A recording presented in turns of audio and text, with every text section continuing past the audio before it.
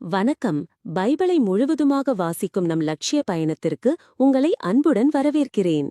இன்று நாம் இணைச்சட்டம் நூலில் 29வது அதிகாரத்தை வாசிக்க இருக்கிறோம். இதுவரை நம் மொத்த நூல்களில் 15.22% நூல்களை வாசித்து முடித்துவிட்டோம். இன்னும் சில நூல்களை முடித்தால் நம் பயணம் வெற்றிகரமாகும். இன்றைய வாசிப்பின் மூலம் அந்த இலக்கை இன்னும் முன்னோக்கி நகர்த்துவோம். வாங்க தொடங்குவோம். மோவாபு நாட்டில் ஆண்டவர் இஸ்ரேலுடன் செய்து கொண்ட உடன்படிக்கை. ஓரேபில் ஆண்டவர் இஸ்ரேல் மக்களோடு செய்து கொண்ட உடன்படிக்கையைத் தவிர மேவாபு நாட்டில் அவர் அவர்களோடு உடன்படிக்கை செய்து கொள்ளுமாறு மோசேக்கு கட்டளையிட்டு உரைத்த வார்த்தைகள் பின்வருமாறு. மோசே இஸ்ரேலர் அனைவரையும் வரவழைத்து கூறியது. எகிப்து நாட்டில் பார்வோனுக்கும் அவன் அலுவலர் அனைவருக்கும் அவன் நாடு முழுமைக்கும் உங்கள் கண் முன்பாக ஆண்டவர் செய்தவற்றை நீங்கள் கண்டீர்கள். கொடிய சோதனைகளையும் அடையாளங்களையும் அருஞ்செயல்களையும் வியத்தகு செயல்களையும் அங்கே உங்கள் கண்களால் கண்டீர்கள். ஆயினும் புரிந்து கொள்ளும் உள்ளத்தையும் காண்கின்ற கண்களையும் கேட்கின்ற செவிகளையும் இந்நாள் வரை ஆண்டவர் உங்களுக்கு தரவில்லை. 40 ஆண்டுகள் நான் உங்களை பாலைநிலத்தில் கூட்டி வந்தேன். அப்பொழுது உங்கள் மேலுள்ள ஆடைகள் நைந்து போகவில்லை, உங்கள் காலிலுள்ள காலணிகள் பழுதடைந்து போகவும் இல்லை. நீங்கள் அப்பம் உண்ணவோ இரசம் குடிக்கவோ மதுபானம் அருந்தவோ இல்லை. இதனால் நானே கடவுளாகிய ஆண்டவர் என்று நீங்கள் உணர்ந்து கொண்டிருக்கிறீர்கள்.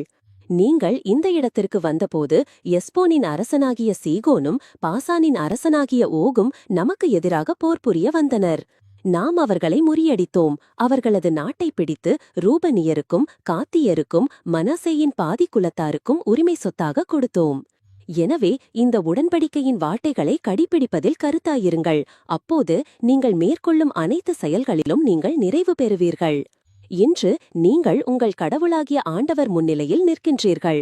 உங்கள் குலங்களின் தலைவர்களும் உங்கள் பெரியோர்களும் உங்கள் அலுவலர்களும் இஸ்ரேலின் ஆடவர் ஏனையோரும் உங்கள் சிறுவரும் உங்கள் மனைவியரும் உங்கள் பாளையத்தில் உங்களோடு உள்ள அந்நியராகிய விறகு வெட்டிகளும் தண்ணீர் சுமப்பவர்களும் ஆகிய எல்லோரும் நிற்கின்றீர்கள். ஆபிரகாம் ஈசாக்கு யாக்கோபு ஆகிய உங்கள் மூதாதையருக்கு உங்கள் கடவுளாகிய ஆண்டவர் ஆணையிட்டு சொன்னது போலவும் அவர் உங்களுக்கு வாக்களித்தது போலவும் அவர் இன்று உங்களை தம் சொந்த மக்களாக நிலைநிறுத்தி உங்கள் கடவுளாக இருக்குமாறும் உங்கள் கடவுளாகிய ஆண்டவர் இன்று உங்களோடு செய்யப்போகின்ற அவர்தம் உடன்படிக்கையிலும் வாக்குறுதியிலும் பங்கு கொள்ளுமாறும் நீங்கள் நிற்கின்றீர்கள். வாக்குறுதியுடன் கூடிய இந்த உடன்படிக்கையை உங்களோடு மட்டும் அவர் செய்து கொள்ளவில்லை.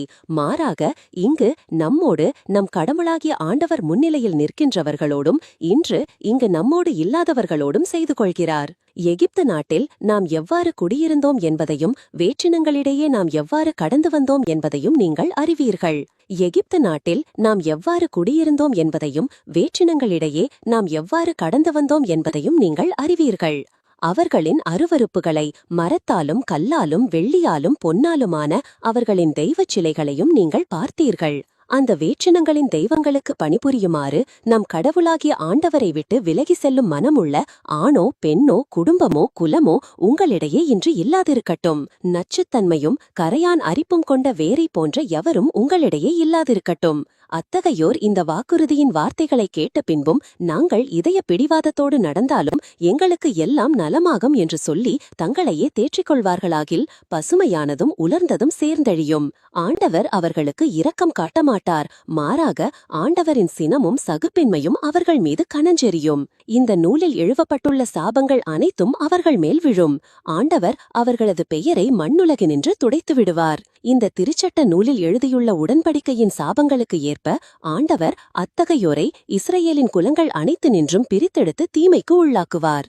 அப்பொழுது உங்களுக்கு பின்வரும் தலைமுறையான உங்கள் பிள்ளைகளும் நெடு தொலை நாட்டிலிருந்து வரும் அந்நியரும் ஆண்டவர் இந்த நாட்டின் மேல் வர செய்த வாதைகளையும் நோய்களையும் காணும்போது ஆண்டவர் தம் சினத்திலும் சீற்றத்திலும் வேரறுத்த சோதோம் கொமோரா அத்மா செபோயும் போன்ற இடங்கள் அழிந்ததைப் போல இந்த நாட்டின் நிலம் முழுவதும் கந்தகவும் உப்புமாக வெந்து போய் விதைப்பும் விளைச்சலுமின்றி யாதொரு புற்பூண்டும் முளைக்காமல் இருப்பதை காணும்போது வேற்றினத்தார் அனைவரும் ஆண்டவர் ஏன் இவ்வாறு இந்த நாட்டுக்கு செய்தார், இந்த கடுஞ்சீற்றம் கனஞ்செழ காரணம் என்று கேட்பர்.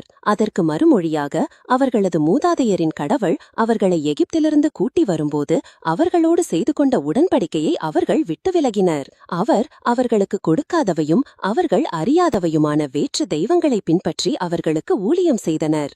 ஆகவே ஆண்டவர் சீற்றம் கொண்டு இந்நூலில் எழுதப்பட்டுள்ள சாபங்கள் அனைத்தையும் இந்நாட்டின் மீது வர செய்தார். அவர் தம் சினத்தாலும் கோபத்தாலும் சீற்றத்தாலும் அவர்களை அவர்களது நாட்டிலிருந்து வேறறுத்தார். இந்நாளில் இருப்பது போல் அவர்களை வேற்று நாட்டுக்கு விரட்டியடித்தார் என்று சொல்லப்படும். எனவே மறைவானவை நம் கடவுளாகிய ஆண்டவருக்கு உரியவை, வெளிப்படுத்தப்பட்டவையோ இத்திருச்சட்டத்தின் வார்த்தைகளை கடைபிடிக்குமாறு நமக்கும் நம் பிள்ளைகளுக்கும் என்றென்றைக்கும் உரியவை. நாம் 1189 அதிகாரங்களில் 182 அதிகாரங்களை நிறைவு செய்துவிட்டோம்.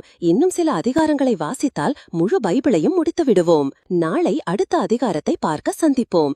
நாள்தோறும் இந்த பயணத்தில் நீங்களும் பங்கேற்றால் பைபிளை முழுமையாக வாசிக்குவோம். இது நம் வாழ்க்கையிலும் ஆன்மாவிலும் பெரிய மாற்றத்தை ஏற்படுத்தும்.